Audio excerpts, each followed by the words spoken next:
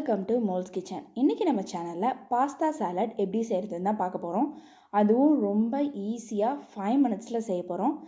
இதுக்கு நம்ம mayonnaise use பண்ணி இன்றைக்கி பண்ண போகிறோம். மார்னிங் பிரேக்ஃபாஸ்ட்டுக்கு டெய்லி இட்லி தோசைன்னு சாப்பிட்டு போர் அடிக்குதா, அப்போ இதை ஒரு நாள் டிஃப்ரெண்ட்டாக ட்ரை பண்ணி பாருங்கள். கண்டிப்பாக இதை ட்ரை பண்ணி பாருங்கள், ரொம்பவும் டேஸ்டியாக இருந்தது. அதுக்கு முன்னாடி எங்கள் சேனலை நீங்கள் ஃபர்ஸ்ட் டைம் பார்க்குறீங்கன்னா மறக்காமல் சப்ஸ்கிரைப் பண்ணிக்கோங்க.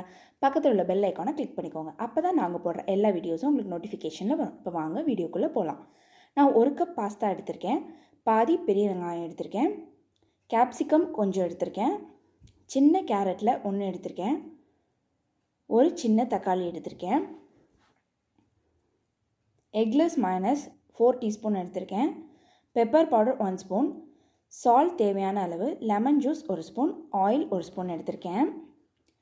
இப்போது நீங்கள் ஒரு பேனில் 1 கப் பாஸ்தாக்கு 2 கப் தண்ணி ஊற்றி, தண்ணி நல்லா கொதிஞ்சதுக்கப்புறமா சால்ட் ஆட் பண்ணிக்கோங்க.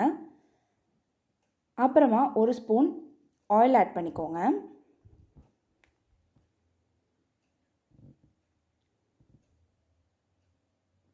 இப்போது இதில் நம்ம எடுத்து வச்சுருக்க பாஸ்தாவை போடுங்க. போட்டு நல்லா இது வேகிற வரைக்கும் நீங்கள் இதை பாயில் பண்ணிக்கோங்க.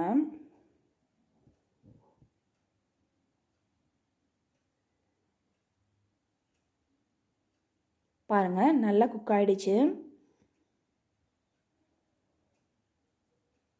இப்போது நீங்கள் இதை கொஞ்சோண்டு கோல்டு வாட்டர் ஊற்றி நல்லா அலசிக்கோங்க. இப்போ ஒரு பவுலில் மயோனைஸ் போட்டுக்கோங்க, பெப்பர் பவுடர் போட்டுக்கோங்க, தேவையான அளவு உப்பு ஆட் பண்ணிக்கோங்க. உப்பு ஆட் பண்ணி லெமன் ஜூஸ் ஊற்றிக்கோங்க. போட்டு நல்லா கிண்டி விடுங்க. நல்லா மிக்ஸ் பண்ணி விட்டுட்டு